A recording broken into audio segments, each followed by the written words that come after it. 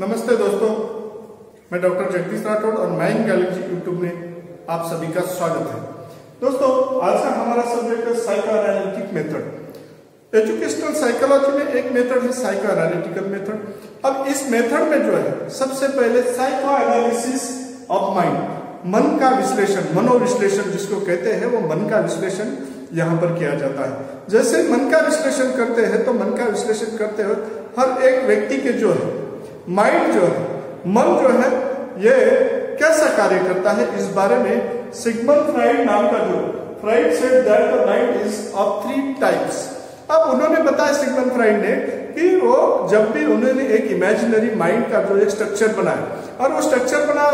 बना के उन्होंने बताया कि माइंड 3 टाइप के होते हैं और वो माइंड कैसा है। तो जैसे कि हमारा जो ब्रेन है, ब्रेन जैसा ही एक स्ट्रक्चर अगर होता है माइंड का, तो उन्होंने बताया कि माइंड क्या हो सकता है, किस तरीके से काम करता है। तो उसने उसको इमेजिनरी 3 टाइप बताया। जैसे इमेजिनरी 3 टाइप ऐसे बताया उन्होंने कि उसके 3 भाग करते हुए सबसे पहला जो भाग है उन्होंने बताया कि कॉन्शियस माइंड है। पहला कौन सा है? कॉन्शियस माइंड, जो हमारे जो पूरे माइंड के जो है प्रतिशत वो 10% होता है, 10%। और उसके बाद सबकॉन्शियस माइंड, और सबकॉन्शियस माइंड के बाद जो है सबसे ज्यादा जो पार्ट रहने वाला वो है अनकॉन्शियस माइंड। जो अनकॉन्शियस माइंड है हमारा, तो अनकॉन्शियस माइंड जो है 90% है। और सबसे ज्यादा प्रतिशत होने के वजह से क्या होता है, सबसे ज्यादा उसमें सभी प्रकार की इंफॉर्मेशन वहां पर स्टोर होती है। जैसे भी कोई बात करता है हमसे, कोई प्रकार का वार्तालाप करता है, कोई किसी का बिहेव है, किसी का कलर है, कोई एक्सीडेंट की कोई घटनाएं होती है, या फिर हर रोज होने वाली सभी बातें हमारे माइंड में स्टोर होती है। तो सबसे पहले जो कॉन्शियस मतलब चेतन मन है हमारा, ये जो चेतन मन है, और उसके बाद में अनकॉन्शियस अवचेतन मन है और उपचेतन मन। ऐसे मन के जो है हमारे 3 प्रकार उन्होंने बताए, और वो तीनों जो है ये माइंड के 3 टाइप जो बताए, उसमें कोई प्रकार का अभी हम आपके सामने हैं। जैसे कि आपके सामने है तो आपको हम जान रहे हैं, आप हमें जान रहे हैं, मेरी आवाज आप तक पहुंच रही है, आजू बाजू में क्या है, जैसे कि यहाँ पर हमारा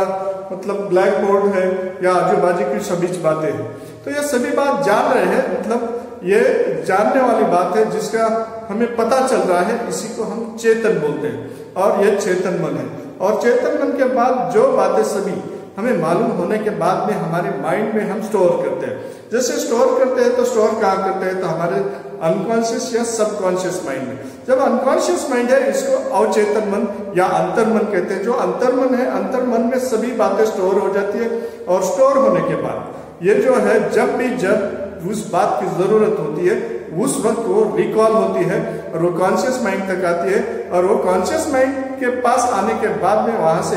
हमें उसके बारे में जो रिकॉग्नाइज होती है, मतलब उसको जानते हैं कि ये बात इस तरीके से थी। क्यों, कोई व्यक्ति है और कोई व्यक्ति के बारे में कोई मालूमात है, उसका नाम लेते ही उसके बारे में जो सभी इंफॉर्मेशन है वो भी साथ साथ में लिंक मेथड से रिकॉल हो जाती है। और रिकॉल होने के बाद में जो है हम उसको सभी बातें जो है दोहरा सकते हैं इस तरीके से। अब ये तीनों मन जो है, ये तीनों अंतर मन जो है, या सबकॉन्शियस माइंड है या अनकॉन्शियस माइंड है, ये किस तरह कार्य करते हैं, वो कार्य करने के बारे में जब बताया उन्होंने, तो उन्होंने भी किसी व्यक्ति को अगर एनालिटिक ये मेथड से अगर एनालाइज करना है, मन का विश्लेषण करना है, तो मन का विश्लेषण कैसे हो सकता है, किस तरीके से हो सकता है। बहुत ही इंटरेस्टिंग मेथड उन्होंने बताई है। और सबसे पहली मेथड तो उन्होंने बताई है हिप्नोटिक सजेशंस। अब जब हिप्नोटिक सजेशंस देते हैं, कोई व्यक्ति को जब भी हिप्नोटाइज किया जाता है और उसको सजेशन दिया जाता है, तो सजेशन देते ही वो क्या करते हैं कि ऐसे सजेशंस पावरफुल रहते हैं कि हमारे माइंड तक, उसके माइंड तक जाते हैं, और उनका माइंड जो है कॉन्शियस माइंड स्लीप पोजीशन में जाता है, और सबकॉन्शियस माइंड या अनकॉन्शियस माइंड अवेक हो जाता है। और अवेक होने के बाद में सबकॉन्शियस माइंड को कुछ भी पता नहीं रहता, और अनकॉन्शियस माइंड है उनमें जो भी सभी बातें इंफॉर्मेशन हो, इंफॉर्मेशन और रिकॉल होना शुरू हो जाती है, और वो वहां से सभी इंफॉर्मेशन मिलना शुरू हो जाती है। इस प्रकार से अगर इंफॉर्मेशन बाहर आना शुरू होते ही वहां पर उस बारे में जो है वो रिकॉल होके, जैसे कि जो भी उनमें टैलेंट है, कोई प्रकार के स्किल है या कोई प्रकार के इमोशंस है, वो सभी बातें यहाँ पर रिकॉल होना शुरू हो जाती है। ये सबसे पहले हिप्नोटिक सजेशन में जो है एक प्रकार की आर्टिफिशियल स्लीप होती है, मतलब एक प्रकार की कृत्रिम स्वरूप की जो है नींद में वो व्यक्ति चला जाता है। वो नींद में चले जाने के बाद में उस तरीके से वो आगे जो है अपने आप को एक्सप्रेस करता है, अपने टैलेंट या अपने स्किल को सभी के सामने प्रेजेंट कर देता है। उसके बाद दूसरा है hypnotize and talk about the problems. अब उसके बाद में क्या होता है कि हर व्यक्ति को जो है कॉन्शियस से सबकॉन्शियस में वो हिप्नोटाइज हो जाता है, और हिप्नोटाइज होने के बाद में सबकॉन्शियस माइंड या अनकॉन्शियस माइंड में चला जाता है, और कॉन्शियस माइंड को कुछ भी पता नहीं रहता, मतलब अभी चेतन मन को कुछ भी पता नहीं है, और अवचेतन मन जो है वो कार्य करना क्रियाशील हो जाता है। और क्रियाशील एक्टिव होने के बाद टॉक अबाउट द प्रेजेंट, अभी के हालात क्या है, क्या स्थिति है, कैसे है, और हित बारे में वो उससे बात करना शुरू कर देते हैं। और जैसे बात करना शुरू कर देते हैं उनमें से कोई प्रकार के उनके इमोशंस है या उनके कोई प्रकार के अगर जो प्रॉब्लम है, जिस प्रॉब्लम की वजह से उन्हें सभी हमारे डेली लाइफ में जो है उन्हें स्ट्रगल करना पड़ता है, फेस करना पड़ता है, वैसे टाइम पे जो है वो प्रॉब्लम सॉल्व कैसे किए जाए, या फिर कोई प्रकार का फोबिया है या फिर फ्रस्ट्रेशन है, ऐसे फ्रस्ट्रेशन फोबिया जैसे बहुत सारे प्रॉब्लम्स से वो जैसे जूझ रहा है या फेस कर रहा है, उस वक्त जो है तो ये प्रॉब्लम जो है उस तरीके से वहां पर उनका जो मन है या फिर उनका अनकॉन्शियस माइंड है, वहां से जो है ये माइंड प्रोग्राम करके उसमें से फोबिया दूर किया जाता है, स्ट्रेस दूर किया जाता है, कोई प्रकार का फ्रस्ट्रेशन दूर किया जाता है, कोई कॉन्फ्लिक्ट है या फिर मिसकंसेप्शंस है वो भी दूर किए जाते हैं, और वो दूर करने के बाद वो व्यक्ति फ्री माइंड से अपने जीवन में जी सकता है। इस तरीके से क्या किया जाता है, हिप्नोटाइज करके या फिर उसको उस चीज के साथ उस हिप्नोटाइज करके बात करेंगे। फ्री एसोसिएशन, मतलब फ्री एसोसिएशन में क्या होता है कि उस व्यक्ति को जो है उनके मन के साथ वहां पर इस तरीके से इमोशंस निर्माण किए जाते हैं कि जैसे कि उसका माइंड जो फ्री हो जाए, उनसे हमें बहुत ही अच्छी तरह लगाव है या फिर हमें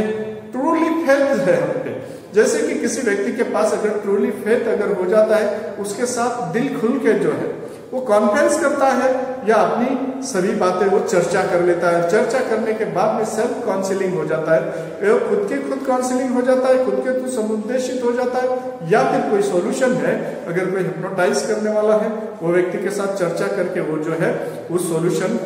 तक पहुंच जाता है और वो प्रॉब्लम सॉल्व कर लेता है। क्योंकि इस यहाँ पर जो है स्थिति में जो है इस स्थिति में सबकॉन्शियस माइंड जैसे ही फ्री हो जाता है, अनकॉन्शियस माइंड वहां पर उसी तरीके से फ्री होके वो प्रॉब्लम का सॉल्यूशन उसे वहां पर मिल जाता है। उसके बाद ड्रीम एनालिसिस जो बोलते हैं, ड्रीम या स्वप्न विश्लेषण। हर एक व्यक्ति ऐसा है कि हर दिन जो है जैसे ही सोता है, सोने के बाद में उनके मन में उनके दिमाग में बहुत सारे विचार चलते रहते हैं। कहा जाता है कि हमारे माइंड में जो है एक दिन में 24 घंटे में 60 लाख विचार जो है आके चले जाते हैं, मगर हमें पता नहीं चलता। तो उसमें से कुछ विचार है ऐसा हो जाता है वो 3 डायमेंशनल एक प्रकार के ड्रीम के स्वरूप में हम उसको देख लेते हैं, और वो ड्रीम के स्वरूप में जैसे देखते हैं, देखते वक्त वहां पर वो स्वप्न देखते वक्त वहां पर कुछ इमेजिनेशन है, कुछ हमारे विचार ऐसे है कि वो हमारे कुछ फ्यूचर के साथ या हमारे बिहेवियर के साथ, हमारे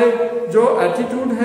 है उसके साथ जुड़े हुए होते हैं, और जुड़े हुए होने के वजह से जो है उसी तरीके के जैसे कि हम कुछ बातें जो है ऐसे हमारे मन में छुपाए रखते हैं, और वो हम एक प्रकार के दमन करते हैं ऐसा बताएंगे हम, और वो दमन करने वाली बातों की जो कुछ इच्छाएं हम दबा देते हैं, और वो इच्छाएं जो है वो तीव्र स्वरूप की अगर हो गई और उस इच्छा को जो है तृप्ति का मार्ग करके एक प्रकार के ड्रीम्स या फिर स्वप्न देखकर उसी पूरी तरह वहां पर रिलैक्स होता है व्यक्ति। यही जो मन में आने वाले विचार जो है नींद के बाद, जब नींद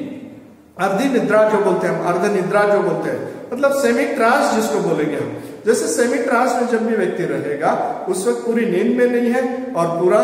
जगह भी नहीं है, ऐसी स्थिति में क्या हो जाता है, वो स्वप्न जैसे कोई जो विचार आ रहे हैं वो विचार हुबहू हमारे डेली लाइफ से जुड़े हुए, ऐसा लगता है कि वहां पर जैसे कि कोई प्रकार का चलचित्रपट चल रहा है या कोई मूवी चल रही है और हम वो फिल्म देख रहे हैं, वैसे टाइप उसी फिल्म के हम खुद एक वहां पर के एक भूमिका निभा रहे हैं वहां पर, एक रोल प्ले कर रहे हैं, इसी प्रकार का जो है वहां ड्रीम में देख लेते हैं। और वो देखने के बाद वहां पता चलता है कि कौन सी ड्रीम देखी, कैसे स्वप्न देखे। बहुत सारे लोगों को तो बहुत अच्छे स्वप्न आते हैं, मगर कुछ लोगों को ऐसे बहुत डरावने भी स्वप्न आते हैं, और कुछ लोगों को स्वप्न ऐसे आते हैं कि जैसे कि वो सूचक है, और वो स्वप्न देखने के बाद वैसे ही अनहोनी होनी वो हो जाती है, ये भी बात बताया जाता है। फिर इस तरीके से जो होने वाले जो है ड्रीम एनालिसिस में बताया जाता है। अब ये ड्रीम एनालिसिस जैसे ही होता है, जैसे कि स्वप्न का विश्लेषण करते हैं, तो वहां पर उस वक्त क्या होता है कि जैसे ड्रीम एनालिसिस करते हैं तो वहां पर उस स्वप्न का कुछ मीनिंग निकाला जाता है, और मीनिंग निकाल के उस बारे में जो है ये प्रॉब्लम क्यों आ रही है, वो प्रॉब्लम वह वहां पर साइकोलॉजिस्ट या साइकेट्रिस्ट या हिप्नोथेरापिस्ट वो पूरी तरह सॉल्व करता है। यही सॉल्व करने का तरीका, इसी को साइको एनालिटिक मेथड कहते हैं। उसके बाद इसके मेरिट ऐसे है, useful method for the treating the neurotics, हमारे नर्वस सिस्टम से संबंधित है, हमारे चेता पेशी से संबंधित है, न्यूरॉन्स के संबंधित कोई प्रॉब्लम है, या फिर यह प्रॉब्लम सॉल्व करने के लिए सबसे बढ़िया जरिया यही है साइको एनालिटिक मेथड है। One thing method to knowing the unconscious mind, यही एक मेथड है, ये कि यही जरिया है जिससे वजह से हम हमारे सबकॉन्शियस या अनकॉन्शियस माइंड में क्या छुपा है और कौन सी तकलीफ है, क्या प्रॉब्लम है, क्यों व्यक्ति फ्रस्ट्रेशन में गया है, क्यों ये फोबिया है या कोई प्रकार का कॉन्फ्लिक्ट है, ये सभी दूर करने के लिए और माइंड तक सबकॉन्शियस या अंतर मन तक पहुंचने का लिए यही साइको एनालिटिक मेथड है, दूसरी कोई और मेथड नहीं है। इसलिए ये दोनों मेरिट्स है। उसके बाद में डिमेरिट्स इसका यह है कि वेरी लेंथी मेथड, ये बहुत ही लेंथी और बहुत ही मतलब इसके लिए यह मेथड ऐसी है, इसके लिए टाइम, प्लेस और ऑर्गेनिज्म जिसके ऊपर कोई एक्सपेरिमेंट करना है, एक्सपेरिमेंटल कुछ इंस्ट्रूमेंट, डिवाइसेस, ये सभी बातें लगती हैं, और यहाँ पर वो एक सीरियस होके ये इस बात को जो है करना पड़ता है। उसके बाद एक कॉस्टली इसलिए है कि ये हिप्नोटाइज करने वाले या फिर साइको एनालिटिक करने वाले जो एक्सपर्ट है ये मिलते नहीं है, बहुत ही कम स्वरूप में है, इसलिए फिर ये कॉस्टली है। और उसके साथ साथ इसकी ट्रेनिंग सब लोगों को नहीं है, बहुत कम लोग ऐसे हैं कि जिनको इसकी ट्रेनिंग दी गई है या ट्रेनिंग है या ट्रेन है। तो ऐसे ट्रेन अगर अपने हमारे पास हिप्नोथेरापिस्ट है, साइकोथेरापिस्ट है, साइकेट्रिस्ट है, तभी ये मुमकिन है कि सबकॉन्शियस माइंड या अनकॉन्शियस माइंड तक पहुंचकर हम साइको एनालिसिस कर सके। तो इसी तरीके से जो है ये मेथड बहुत ही प्रभावी स्वरूप से 19वीं शताब्दी में जो है सबसे ज्यादा प्रभावी रही, और सिगमंड फ्राइड को सबसे ज्यादा जाना गया, और इसी के वजह से उनको बताया गया कि सिगमंड फ्राइड ये यहाँ पर जो है साइकोलॉजी जो है इसके जनक माने गए इसके वजह से। और उन्होंने ड्रीम एनालिसिस बहुत बड़ा ग्रंथ लिख के सभी दुनिया पे बहुत बड़ा प्रभाव डाल के सबकॉन्शियस माइंड या अनकॉन्शियस माइंड के